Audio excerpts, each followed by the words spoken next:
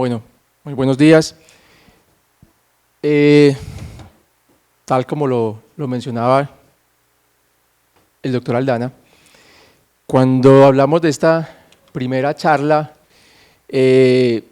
diferente, no de los mismos temas, no académica, pero sí relacionado en parte a lo que estamos haciendo, tuve varias ideas, ¿sí?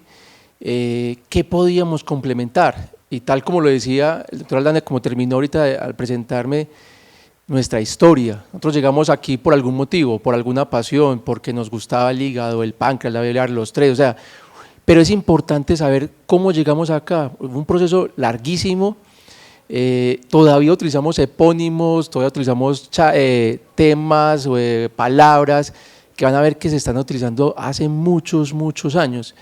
Uno cuando lee Blungar, ¿sí? El libro, digamos, base de nosotros, el primer capítulo es de historia. Yo me acuerdo cuando estaba estudiando por fuera y lo empecé a leer, leí lo de Wilson, que ahorita hablaremos un poquito de eso, y decía, uy, aquí hay gato encerrado, ¿qué pasó acá? ¿Cómo así que lo mataron a Wilson? ¿Por qué?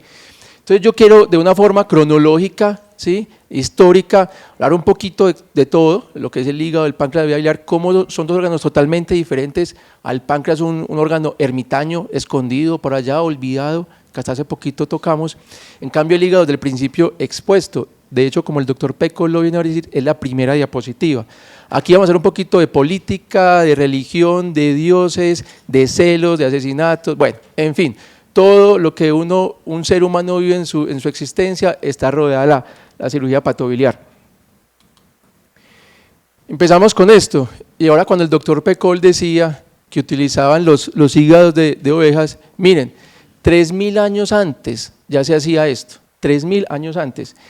¿Qué hacían? Con los hígados de las ovejas hacían como unas muestras, los utilizaban para las decisiones de nación, de estado, de los pueblos, de familias. Entonces había un sacerdote o un adivino, se les preguntaba qué era lo que tenían que hacer y ellos iban poniendo punto por punto las decisiones que se iban tomando. Esto es lo primero que se sabe del hígado y viene del hígado de las ovejas. ¿Listo? Eso está representado así y esa es la historia. Lo que les digo, mucho de hígado al principio, casi nada del páncreas. Eso es muy bonito.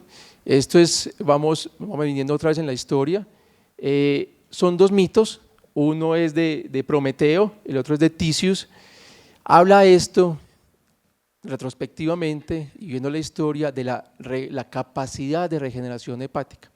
No voy a ser muy largo, a los que les gusta la historia, pues ahí están las referencias. La primera es Prometeo. Prometeo hace algo y es que le roba el fuego, la luz, a Zeus, ¿sí? Zeus lo condena, ¿sí? A una piedra del Cáucaso y pone que un águila día a día le esté llegando al hígado, se lo está comiendo, pero el hígado se va regenerando, entonces todos los días tiene comidita. Después termina esto, Prometeo lo salvan, ¿sí? Él salvó a la humanidad con la luz y después él se sale de esta pena que él tenían. Y la segunda es con Tisius. Tisius comete el error de querer violar a Leto. Leto era la mamá de Artemisa y Apolo, lo pillan, ¿sí? Lo pilla Artemisa y Zeus, ¡pum!, también lo condena y a él le mandaron dos buitres. Aquí en esta pintura de Miguel Ángel solo sale uno, pero cuando uno ve la historia son dos y hay otras pinturas donde muestran dos. De pronto esta es la más famosa y es lo mismo, los buitres atacando diariamente, todos los días, al hígado. Entonces es bonito como en la historia hablan de la capacidad de regeneración hepática, listo, ya se hablaba aquí de esto y se insinuaba el hígado como el órgano central, no era el corazón, inicialmente era el hígado. De anatomía, pues si tenemos que hacer cirugía hepatobiliar, ¿sí?, y pancreática, tenemos que hacer anatomía, esas son las bases nuestras. Entonces, ¿cómo no va a mencionar a los dos anatomistas iniciales, padres, digámoslo así? Uno muy diferente del otro, el primero es Herófilo, el hombre históricamente lo han querido, digamos, subvalorar un poquito, porque él se atrevía a hacer algo, pues obviamente que no es muy bien hecho, y es que en pacientes, todavía en personas que estaban vivas o premortem, empezó a hacer disecciones, ¿sí? Entonces con el tiempo al hombre lo fueron ninguneando un poquito, pero históricamente lo han podido tener. Y después vino Galeno. Galeno miren, durante casi 1300 años fue la voz de la historia, ¿sí? El hombre fue quien primero escribió, y como les digo, cuando uno revisa qué decía Galeno de pronto del hígado y del páncreas, el hígado siempre era descrito muy bien, en cambio el páncreas no. De hecho el hígado era descrito, yo les voy a mostrar esta representación, era el hígado como lo central, y se pensaba que del hígado salía todo, ¿sí? Tanto para arriba como para abajo. No se hablaba todavía bien claramente de la cábala, medio menciona allí, y lo único que se menciona del páncreas en este punto es que era un órgano que estaba atrás y servía como para cubrir los vasos mesentéricos o como una almohada para el estómago, no más, no se hablaba ni siquiera que tuviera funciones inclusive. Somos cirujanos, tenemos que conocer quién era el padre de la cirugía moderna, era este hombre, Al-Sarawi, porque el otro es Abu al-Qasim, bueno, es difícil aprendérselo, pero es la primera persona que habla de cirugía. Entonces, es el primero que habla de cirugías abdominales e incluso antes de que se hablaran de anastomosis, él ya lo estaba haciendo. Eso lo he escrito. Simplemente quiero dejar esto, el Kitab al-Tarjih fue una enciclopedia, digamos que duró casi 500 años como la gran, digamos, enciclopedia quirúrgica, y hablaba de diferentes cosas, cuidados de heridas, operaciones quirúrgicas menores, y fue el primero en hablar de una ligadura vascular, incluso antes de Ambrosio Paré, que es alguien pues, de parte de la historia de la cirugía como cirujano vascular. Vamos avanzando, y esto es interesantísimo. Leonardo, pues el genio Leonardo, que yo creo que conocemos todos de él un poquito o bastante. Leonardo, como en la vida, él por donde vivía cerca de un hospital, y cerca de un hospital, amigo de un gran patólogo, y él, miren esta frase, es tomada de él, quería saber cómo era la anatomía del hígado, quería interesarse cómo era la anatomía del hígado, cómo era eso, ¿sí? Entonces él tiene la capacidad de empezar a hacer esto, y es de las primeras personas documentadas y relacionadas que cambia un concepto de lo que estaba descrito previamente por Galeno, porque por Galeno, que hacía fundamentalmente sus descripciones en animales, casi ni se trataba de insinuar algo diferente a lo que él hubiera descrito. Muy interesante estas dos diapositivas porque la primera muestra el tronco celíaco, ¿cierto? Y cómo es la vasculatura hepática, la describe demasiado bien. Y en la segunda, él describe, no, pilas, esas venas del hígado van para algún lado, no van directamente al corazón, tienen una vena a las cuales llegan. Eso no estaba bien descrito. Casi paralelamente llega Vesalius. Vesalius es el primer gran anatomista relacionado de una escuela muy importante a nivel mundial, históricamente para nosotros, que es la Universidad de Padova. Ahorita hablaremos un poquito de esto. Y ya Vesalius dijo, venga, el hígado, como conceptuaba Galeno inicialmente, eran cinco lóbulos, él evolucionó un poquito más y va mostrando, miren la diapositiva cómo cambia esto, aquí eran los 5, las que normalmente se ha descrito, y ya va mostrando 2 y 2. Eso es impresionante, digamos, para esa época, después de 1000 años, poder hablar algo diferente a lo que antes se había descrito. Miren que por ahora aquí no hablamos mayor cosa de cirugías, casi todo relación anatómica, se demoraron más de 1300 años en valorar o cambiar lo que Galeno había dicho, ¿sí? O sea, son 1000 años, digámoslo, perdidos en la historia en cuanto a esto.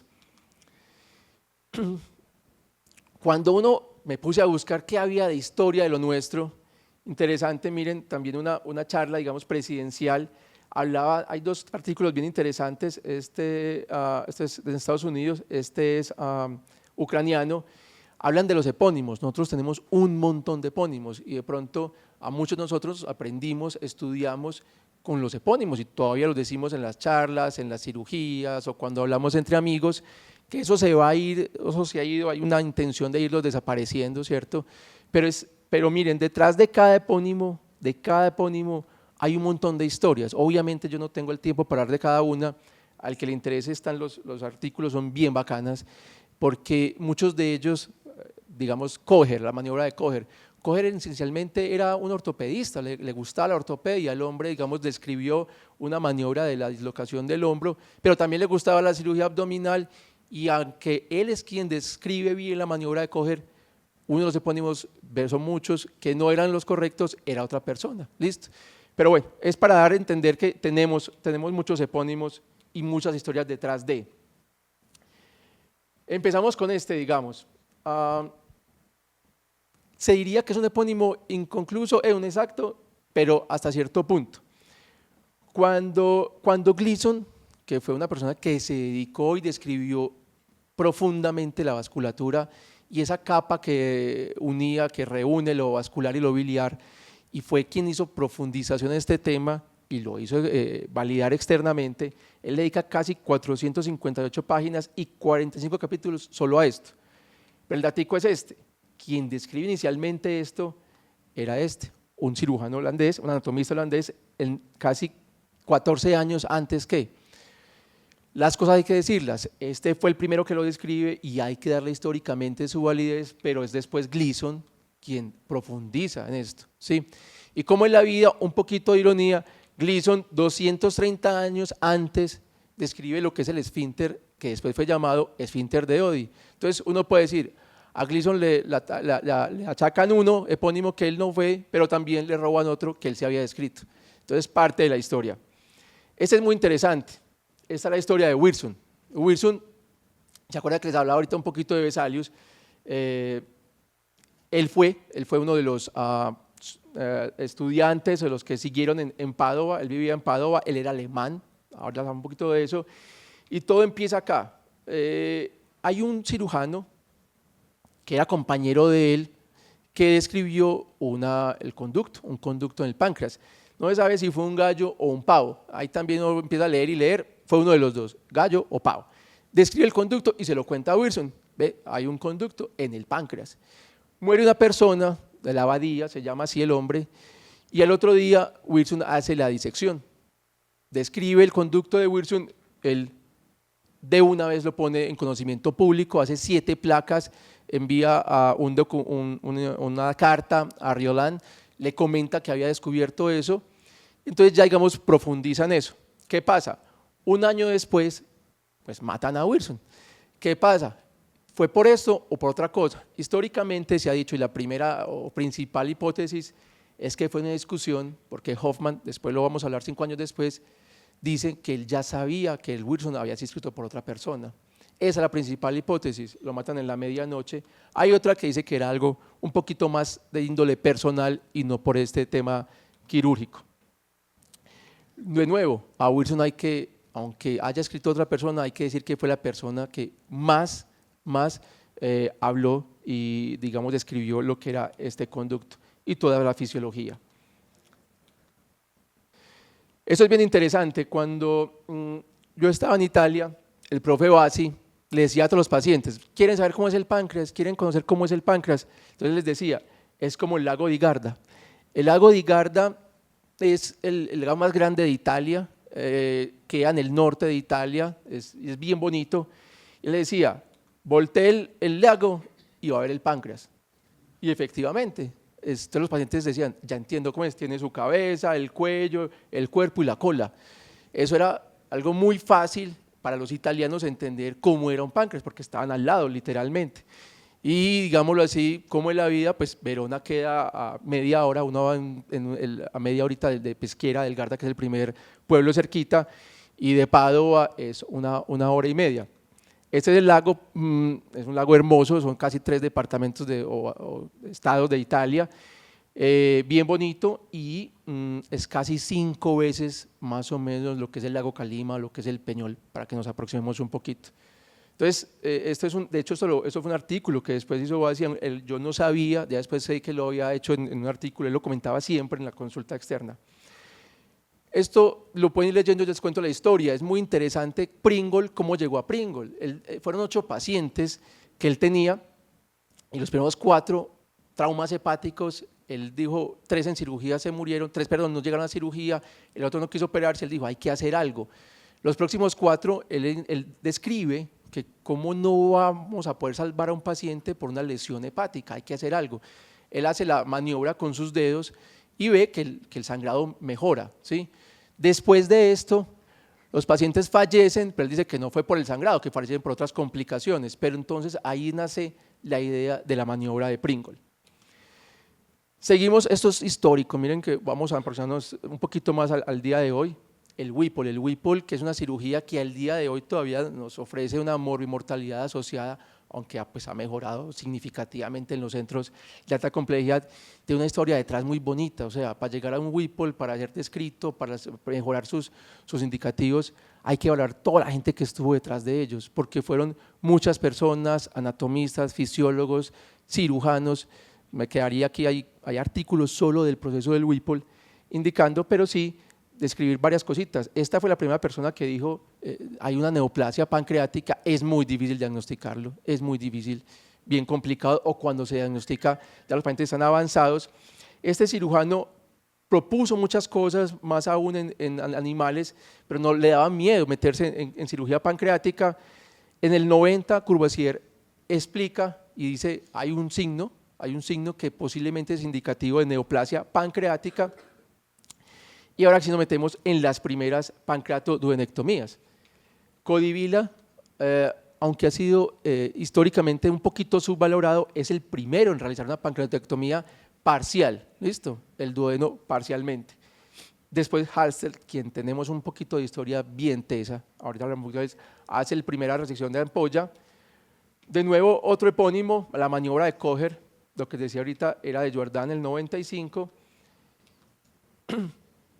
Para esta época, miren que estamos en 906 y 7, hace nada, todavía la gente decía, el doctor Moinan y Fowler decían, ahí no hay nada que hacer, eso sigue siendo de los patólogos, los cirujanos no tenemos ahí ningún rol o papel. Y entonces sale este artículo de Whipple, conocido, el clásico, el del 35, con ciertos aspectos históricos que hay que tener en cuenta. Lo primero es que él tenía dos personas, Parsons y Mullins, aunque es Whipple quien se mete más a hacerlo, se dice que en la historia Parsons es quien operaba realmente y Parsons es quien lo presenta en la charla americana cuando se presenta este artículo. Whipple es el que era el profe de ellos y que los motivaba a hacer esto. Inicialmente es en un tiempo y hay unas cosas importantes. Whipple en su primera descripción del 35 decía dos cosas. Primero, hay que hacerlo en dos pasos. Y segundo, hay que hacerlo sin la continuidad del conducto pancreático. Él evoluciona, este es el primer, digamos, el primer paso y es el segundo paso, miren aquí, ellos cerraban el páncreas, no dan continuidad, esa es la resección que hacían después pancreático duodenal. En el segundo paso, al principio derivaban era el estómago y la vesícula, por ellos derivaban era la vesícula. Finalmente él evoluciona y en el 40 ya describe un poquito más lo que es el Whipple, ¿cierto? Yo creo que ahí queda el mensaje. Y este es muy interesante. Miren, este es nada más y nada menos que nuestro general Santander. ¿Y qué hace Santander acá? Eso es muy bonito. Yo alguna vez había leído que Santander había muerto de complicaciones de la vesícula. No sabía que había dos trabajos sobre esto. Este es ese primer trabajo. El primer trabajo es del doctor José Félix Patiño. Ahorita hablar un poquito de esto, para quien no lo conoce, pero creo que muchos sabemos quién es, un gran cirujano en la historia de Colombia. Pero este artículo que estoy mostrando es un debate de un patólogo colombiano que hace sobre ese artículo. ¿Qué pasa?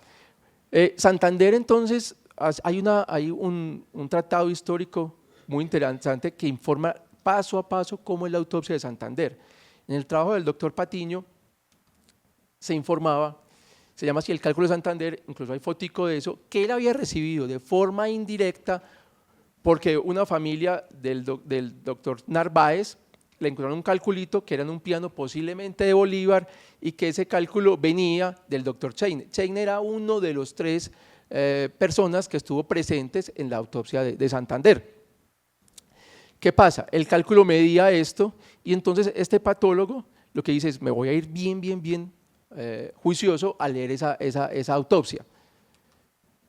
Cuando uno habla, porque ahí me toca ir, yo fui a leer desde a Santander un poquito de historia, él muere en el 40 y pico, desde el 25 ya se escribe históricamente a Santander tuviendo dolores.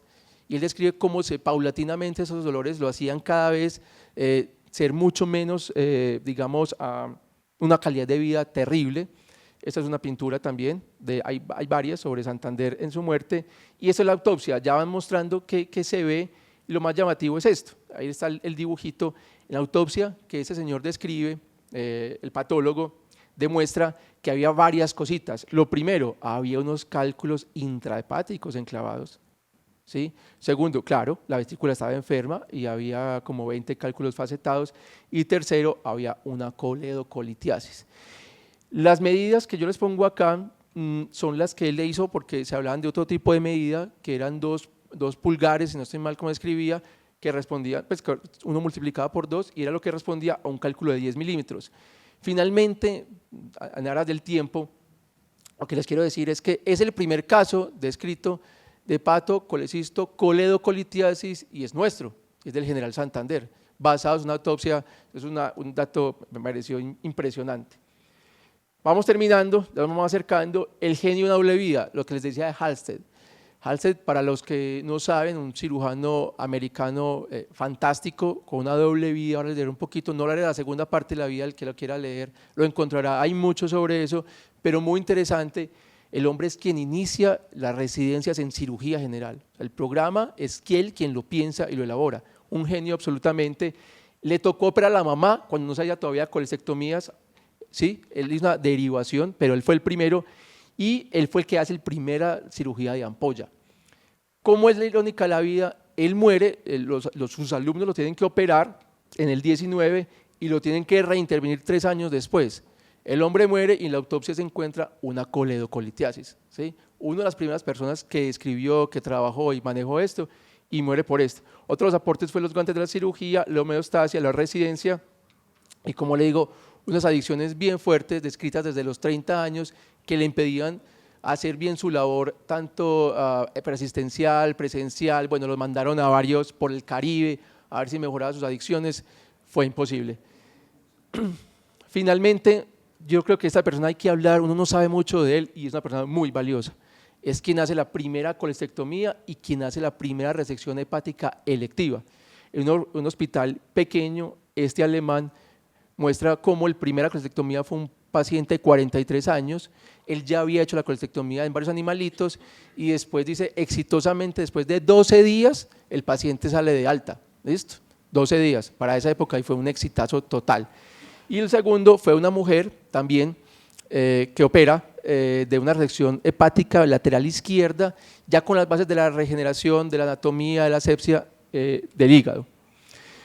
Este es Cláquano, bien conocido, un hombre que se entregó finalmente a la anatomía hepática, es el que todavía, digamos, nosotros tenemos como bases. Esta fotico es del profesor Belgitti. Aquí en sala tenemos ya al doctor Oscar Guevara, no sé si está por aquí, está acá. El doctor Belgitti, que es otro de los próceres de la cirugía hepática, es quien brinda esto y hace este artículo que ha sido también fundamental en la evolución de la cirugía hepática. El doctor Guevara aquí presente, y esa es una conferencia cuando vino el doctor Belgitti, acompañado del doctor Torsili, el profe Torsili, que digamos ayer los que estuvimos en la parte de fusión de imágenes, es una persona que es de las más importantes en el mundial en ecografía, de resecciones hepáticas, del túnel, bueno, un genio y una persona que le ha gustado siempre esto. El doctor Salvia, IPMN, de pronto en la tarde hablaremos un poquito de eso. El profesor Belgitti y la esposa, el doctor Guevara, pues y yo metido ahí en esa comida que estábamos cuando ellos vinieron a Medellín. Lo último, y aprovechando que está el doctor Pecol, esto le tocó al doctor Pecol más, lo vivió en carne propia, sin querer queriendo, cómo se llegó al ALPS. Esta es la historia del ALPS. La historia del ALPS es este doctor Schlitt, es un alemán, él describe los primeros 3 casos de cómo se hace, él primero lo habló como un in situ split, y él dice que una paciente joven con un colonangiocarcinoma se le iba a hacer una derecha extendida, cuando está en cirugía se dio cuenta que el remanente no le iba a dar, decide entonces hacer una ligadura de la porta, hace la resección del parénquima hacia la derecha del falciforme, a los 8 días de la tomografía, más del 90% del lateral izquierdo había crecido, informa de esto en una conferencia europea. Y después viene este artículo, que es el Play in Play Do, que es del doctor Santibáñez, con que el doctor Pecol pues, tiene toda la historia del mundo en el hospital italiano, con Clavien. después viene toda la historia del ALPS, que de hecho el doctor Pecol comentaba ahorita. No es más, muchas gracias y esa es un poquito de nuestra historia.